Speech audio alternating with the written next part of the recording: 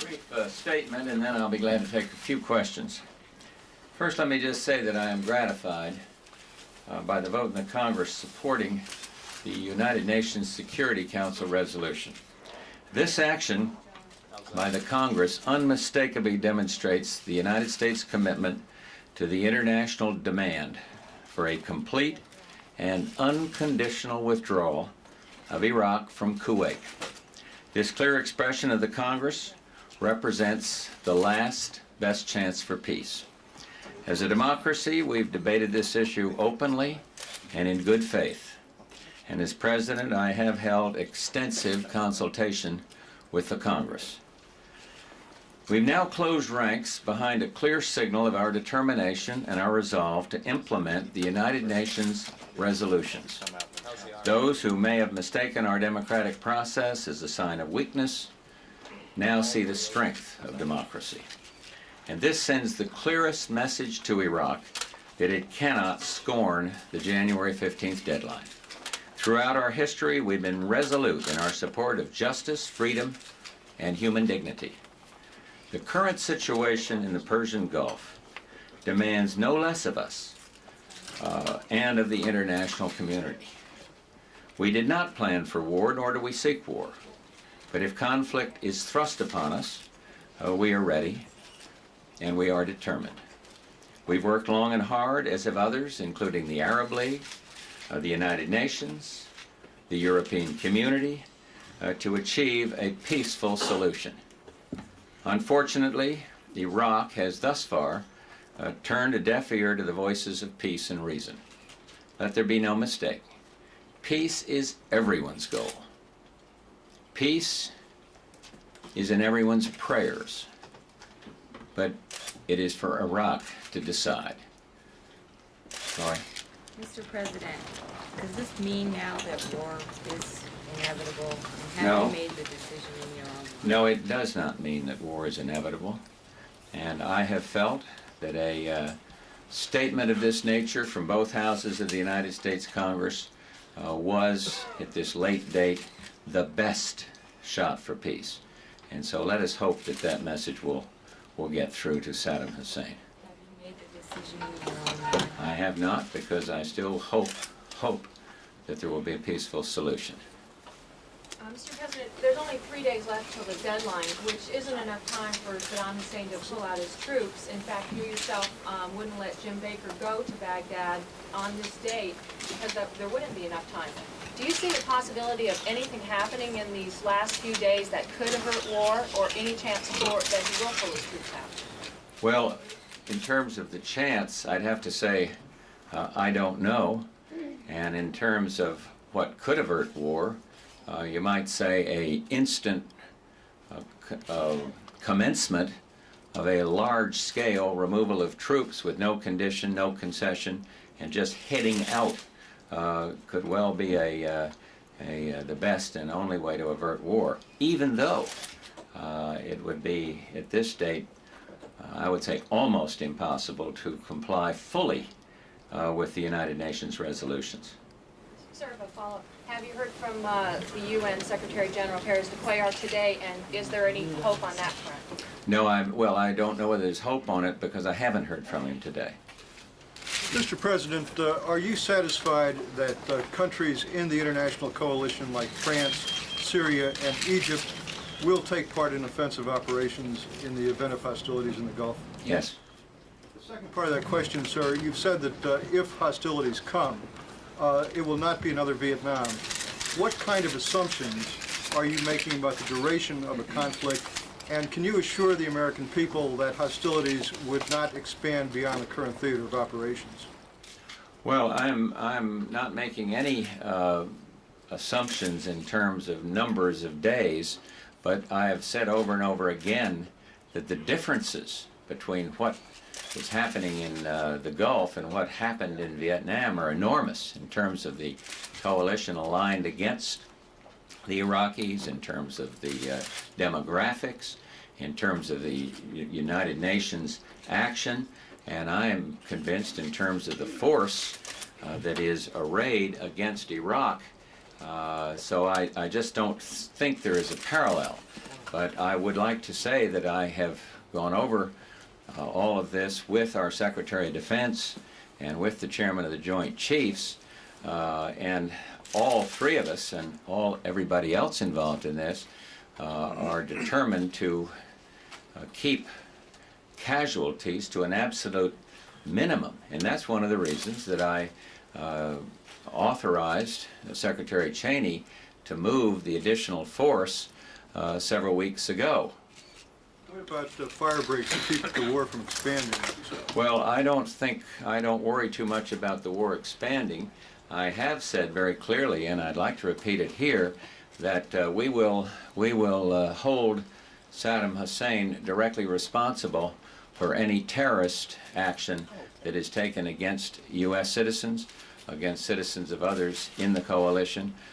So I must confess to some concern about terrorism. It's not just that it relates to this crisis, because I've always felt that way, but if it is related to the crisis, if the terrorist acts are related to it, Saddam Hussein will be held directly responsible for that, and the consequences will be on him. Mr. President, the pendulum of hope has swung back and forth, and you yourself have said you didn't hold out tremendous hope for the last-minute diplomatic efforts. What do you do on midnight on January 15th? Well, Ann, I can't tell you I know what I'll do on midnight, but I do feel that the action taken by the United States Congress today is a very important step in hopefully getting Saddam Hussein to realize what he's up against, the determination of the American people. I think I have felt that this support is there from the people, but I think now with the Congress, the representatives of the people on record, it makes it much, much clearer to Saddam Hussein. The polls have shown people's support moving fairly quickly after the 15th. Would that be your intention? Well, I've said, and without trying to pin it down or in any sense go beyond what I'm about to say, sooner rather than later. And I got into a discussion. Now, I know that's perhaps not of much help, but I think the worst thing you'd want to do is if a determination was made to use force, to signal when you might be inclined to act. That would not be, that would in my view, put the lives of coalition forces needlessly at risk. Yeah, John. Sir, I'm sure you're hearing all these scenarios and coming out with various peace scenarios. One has it that Saddam Hussein will wait until after the 15th to get into this space saving again, wait till the 16th or the 17th possibly, and then start to withdraw. Say, look, I stood up to George Bush, but I'm willing in order to avoid war to put my troops out now. Is that the type of thing that it will go into your calculations? Would that be important to you? Would you say, well, let's give the guy a couple of days and see if indeed that scenario is true?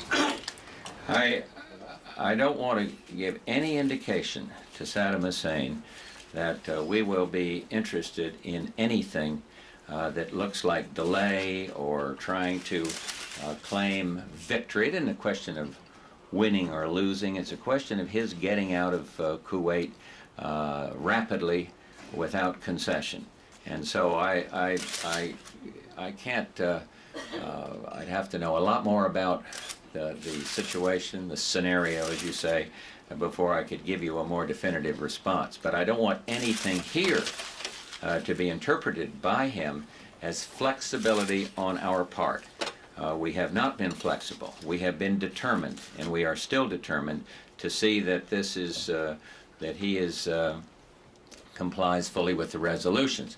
Now, Rita raised the question: is it logistically possible to fully comply? At this moment, I'm not sure that logistically possible to fully comply. But if he started now to do that's what he should have done weeks ago, clearly that would make a difference. And I'm talking about a rapid, massive withdrawal from Kuwait. But I still worry about it because it might not be in full compliance. So the standard, full compliance with all these resolutions. Now, some can't be complied with fully before the 15th. One of them relates to reparations. And reparations is a very important part of this. It's a very important part of what the United Nations has done. So I don't think the whole question of reparations can be resolved before the 15th. Explain why sooner is better than later. Yes, because I think that's been a major part of the debate on the Hill, and I think it is very important that he knows that the United States and the United Nations are credible. I don't want to see further economic damage done to third world economies or to this economy. I don't want to see further devastation done to Kuwait. This question of when was debated in the United Nations, and these countries came down saying this is the deadline, and I don't want to veer off from that for one single iota. And I certainly don't want to indicate that the United States will not do its part in the coalition to fulfill these resolutions. Yes. Mr. President, you spoke of the debate. It was a very somber day out there. Yes. People talked about the cost of war. I wondered if you watched it and what effect it had on you. That's a good question. On the parts of it I saw, I couldn't agree more. It was somber, properly somber. It was, I thought, with very little rancor.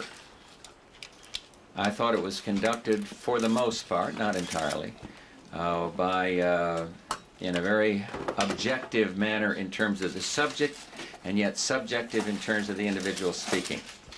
The compassion and the concern, the angst of these members, whether they agreed with me or not, came through loud and clear. And so I guess I shared the emotion. I want peace. I want to see a peaceful resolution. And I could identify with those, whether they were on the side that was supporting of the administration or the other, were those who were really making fervent appeals for peace. But I think it was historic. I think it was conducted in the best, showing the best of the United States Congress at work. And I keep feeling that it was historic because what it did and how it endorsed the President's action to fulfill this resolution. When you go back and look at War and Peace, I think historians will say this is a very significant step. I'm pleased that the Congress responded. I'm pleased that they have acted and therefore are part of all of this. But I didn't sense, when you win a vote on something you work hard for, sometimes there's a sense of exhilaration and joy, pleasure. I didn't sense that at all here. I was grateful to the members that took the lead in supporting the positions that I'm identified with. I could empathize with those who didn't vote for us. So I guess my emotion was somber itself. I mean, it was, I didn't watch the whole thing. I didn't watch the whole debate. But what I saw, I appreciated, because there was very little personal rancor or assigning motives to the other person or something of that nature. So it was quite different than some of the debates that properly characterize the give and take of competitive politics. Yeah. Sir, the crackdown was still going on today in Lithuania. What is your answer to those who say that you are putting the Lithuanian and the Balts under the rug because of the Persian Gulf? Well, I don't think that's true. I've had an opportunity to express myself directly to President Gorbachev on that. We had a statement on it. I have talked to him not just this last phone call, but in others, and the Soviets know our position clearly. So I don't think that's a fair charge at all. Yeah, a couple more. I think I've been a little lengthy here, and we didn't get as many as we want. Not this time, Sarah. Not this time. Okay. It must now be absolutely clear to Saddam Hussein, perhaps for the first time, that you've got the domestic and the international support you need to use force to drive him out of Kuwait. Wouldn't this be a prudent time to give him an avenue out of this mess, perhaps through something Perez de Cuellar could offer him today? Well, let's wait and see what what Perez de Cuellar, how those talks go. I talked to him beforehand, and he is properly, I would say, confined to operating within the UN resolutions. He must do that. We're talking about the United Nations Security Council, and indeed at the General Assembly, the will of the entire world against Saddam Hussein. But I've always felt, Jerry, that the best way is to make Saddam Hussein understand that we have the will to do what the Congress, I think, is now suggested I should do or can do, and secondly, that if force is used, Saddam Hussein simply cannot prevail. And my hope is that the mission of the Secretary General, added to what the Congress has done here today, added to the many other initiatives taken by Arab League people or by EC people, or will convince him. So if your question is, should we now compromise, give him something in order to do that which he should have done long ago, the answer is absolutely not. I'm going to take two more here, and then I really do have to. President, let me follow Jerry's question, Yeah. because the reports persist that the UN Secretary General, when he meets with Saddam Hussein, will lay out steps beyond compliance with the resolution to include a UN peacekeeping force, to include an eventual Mideast peace conference. Given the demand for absolute compliance, are those within the Secretary General's mandate to advance as further steps? What were the two? Well, the two of several that are out there are a UN peacekeeping force, also a timetable for your withdrawal, and then a Mideast peace conference. Well, my view is that a withdrawal to the status quo ante is not satisfactory, and thus there will have to be a peacekeeping force of some kind. In other words, we just can't, Saddam Hussein will not simply be able to go back to square one if he started that today. There would be there would have to be further compliance with other resolutions, and there would have to be a peacekeeping force. Secondly, I have said I don't want U.S. ground forces to stay there a day longer than necessary. So I'm not troubled with that. On the other question, I simply want to see us avoid what is known as linkage. And I think the American people more clearly see now what I mean by linkage, because they watched the Aziz press conference, where the whole question was shifting, trying to shift the onus away from the aggression and brutality against Kuwait and move it over and try to put the blame on Israel, or try to shift the onus to the Palestinian question.